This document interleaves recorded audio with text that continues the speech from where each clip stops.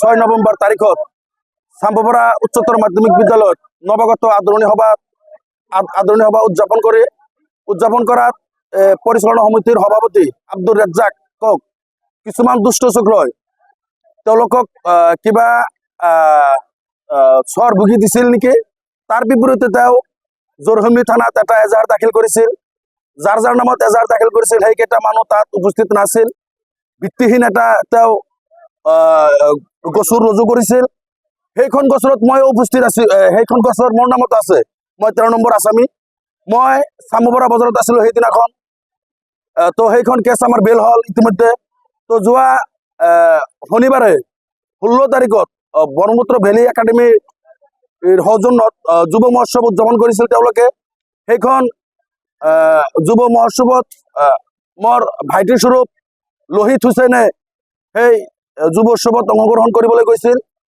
তাৰ সুযোগ লৈ এই ৰকিবুল, ৰেজ্জাক আৰু তেওঁৰ ভাই বন্ধুসকল আৰু কিছুমান উচতনি দিয়া মানুহ যেনে মজিবৰ, নুৰুল ইছলাম, আব্দুৰ ৰহমান এওঁলোকে ৰাজনৈতিকভাৱে এটি 18-19 বছৰীয়া ফুলকমলীয়া তেজাল যুৱক আমাৰ পৰা নাইকিয়া কৰিলে।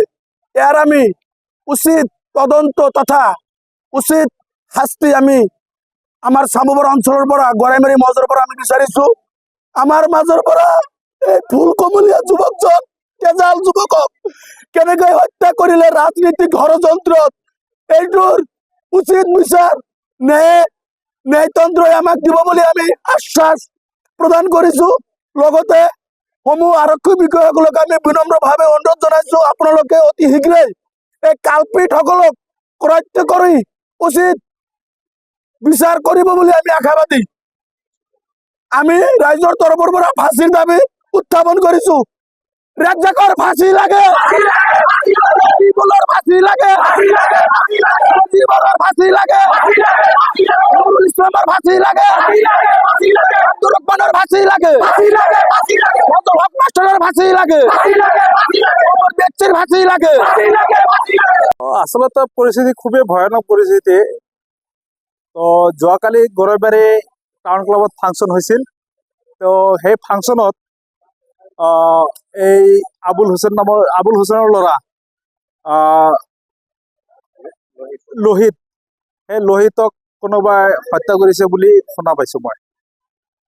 আৰু ঘটনাটো যে হৈছে খুবেই জঘন্য ঘটনা। এনেকুৱা পৰিস্থিতি হ'ব নালাগিছিল, কিন্তু কিহৰ কাৰণে হ'ল সেইটো আমি গম নাপাওঁ।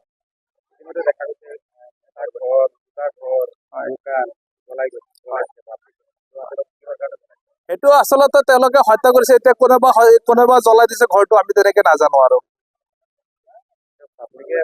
হয় হয়, পাব্লিকে কোনে জ্বলাইছে গম নাপাওঁ। আৰু আমি আৰক্ষীয়ে খুবেই ইয়াতে লাগি পৰি আছে যোৱাকালিৰ পৰা। আৰু আপোনাৰ SDRF বাহিনী ইয়াতে লাগি আছে, জৈনুমৰ কাৰণে সক্ষম হৈ আছে। যোৱাকালি ৰাতিও আমি 3টালৈকে ইয়াতে আছিলো, তেওঁলোকৰ লগত আমি সহায় সহযোগিতা কৰিছো। এতিয়াও দেখা গৈ আছে যে এতিয়াও তাৰমানে ইয়াতে জুই লাগিছে আৰু পানীৰ গাড়ীও আহিছে, আহি নমাবলৈ সক্ষম হৈ আছে। হয়, ইমৰান হুছেইন। মই ভাৱৰীয়া বিঠা, চাম্বপাৰা গাঁও। হয় হয়, মোৰ এৰিয়াতে। এতিয়া পৰিস্থিতি নিয়ন্ত্ৰণ কৰিবলৈ হ'লে মই ছয়গাঁও থানা আৰক্ষী বিষয়া মহোদয়ক মই এটাই অনুৰোধ কৰিম, যাতে এনেকুৱা পৰিস্থিতি নহয়। আৰু যিটো পৰিস্থিতি হৈছে খুবেই নিন্দনীয়, গৰিহণাৰ যোগ্য। আৰু এনেকুৱা হ'ব নালাগিছিল। জানা মতে চাম্বপাৰা যিটো ফাংচন হৈছিল স্কুলত, এই ফাংচনত আবুল ছাৰৰ নামত মানে কেছ কৰিছিল আব্দুৰ ৰাজ্জাকে। আবুল ছাৰৰ ল'ৰা তাৰ নামত কেছ কৰিছিল, আৰু কেইবাজন আছিল, 13জন মান ল'ৰা কেছ কৰিছিল। তেখেতে পলাই আছিল। পলাই থকা অৱস্থাত কোৰ্টৰ পৰা জামিন লৈ আহিছে। জামিন লোৱাৰ পিছত পৰহি দিনা মই গড়াইমাৰীত গৈছিলোঁ। গড়াইমাৰী মই চাহ খাই আছিলোঁ জাহাংগীৰ হোটেলত চাহ খাই অৱস্থাত আবুল ছাৰে মোক ফোন কৰে। ফোন কৰি পিনে মোক সোধে যে তুমি ক'ত আছা? যে মই জাহাংগীৰ হোটেলত চাহ খাই আছোঁ।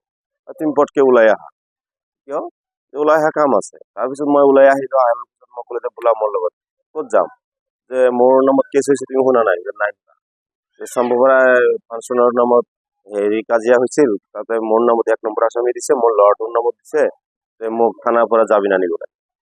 পিছত মই ঠিক আছে বলক, মই যাই পিনে মাটিৰ পাট্টা চাট্টা ওলালে, মোৰ আধাৰ কাৰ্ড পেন কাৰ্ড ল'লে, লৈ পিনে মোৰ ফটো ওলালে, লৈ পিনে জৰসমূলি থানাত যায় আৰু চকীত বহি ছাৰৰ আৰু ছাৰৰ ল'ৰাৰ কাৰণে মই জামিন লৈ আহিলোঁ।